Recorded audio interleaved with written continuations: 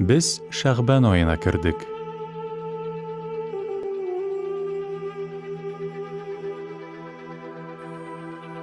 Şəğbən ayının urtançı kişi ul Bərət kişəsi, yağni Leyletül Bərət. Biz onun turunda нәрсәләр bilәбез соң?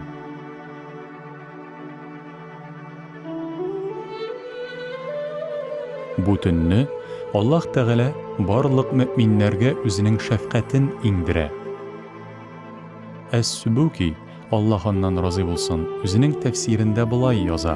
Hər cümğa Allah Təğala biz atna davamında qılğan günahlarını kişirə. Bərət kişəsində bir yıllıq günahlarını ғafu etə.